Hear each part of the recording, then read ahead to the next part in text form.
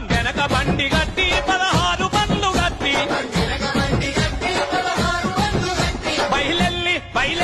బయలెల్లి పొదం రారో మన కేసీఆర్ సభకు తడుగటి పొదం రారో మన టీఆర్ఎస్ సభకు స్త్రీ పురుషులంతా కలిసి బండెనక బండి గట్టి 16 బండ్లు గట్టి బయలెల్లి పొదం రారో మన కేసీఆర్ సభకు